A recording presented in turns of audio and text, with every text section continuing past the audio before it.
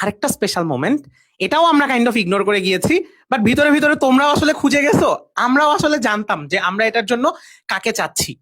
So Bangla এবং ইংলিশের সাথে তোমরা আইসিটি এর কথা বারবার জিজ্ঞেস করতেছিলা যে আইসিটি তে কে আসবে। তোমরা সবাই জানো বাংলাদেশে আইসিটির যে কোনো সিনিয়রকে জিজ্ঞেস করো, লাস্ট 5 থেকে 6 ব্যাচের যে কোনো তোমার সিনিয়রকে জিজ্ঞেস করো, তোমার বড় ভাইয়াকে জিজ্ঞেস করো, বড় আপুকে জিজ্ঞেস করো যে আইসিটি অনলাইনে বাংলাদেশে কোন কোর্সটা সব থেকে বেশি চলতেছে এবং কোন কোর্সের এবং ওই কোর্সের কোন ইনস্ট্রাক্টরের ক্লাস ইউটিউবে সবচেয়ে বেশি ভিউ পাওয়া এন্ড সব থেকে বেশি ভালো রিভিউ পাওয়া class. So without further do, আসো আইসিটি।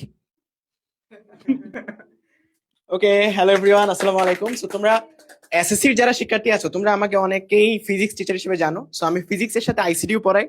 তোমাদের যে কোনো সিনিয়রকে যদি জিজ্ঞেস করো যে ভাই আইসিটিতে কে সবচেয়ে ভালো পড়ায়, আমি যদি বলি যে 100-র মধ্যে 90 জনই হয়তো আমার ক্লাস সাজেস্ট করবে। এটা আসলে আমিও গর্ববোধ করে বলি, কারণ হয়তো তাদের কাছে আমার ক্লাস ভালো লাগে। সো আইসিটিতে তোমাদের যা যা প্রয়োজন, যা যা যেমনে প্রয়োজন, এটা শুধু এসএসসি না, এইচএসসি সেগমেন্টেও তোমাদের যা যা প্রয়োজন সবকিছুতে আমি থাকবো।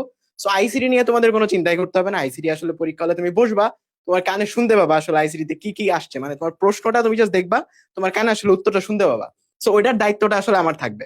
সো আইসিটি নিয়ে একদমই প্যারা খাওয়ার দরকার নেই। ভাইয়া যেহেতু আছি, আইসিটিতে একদমই তোমাদের যা যা প্রয়োজন সবকিছু ইনশাল্লাহ শেষ করে দিব।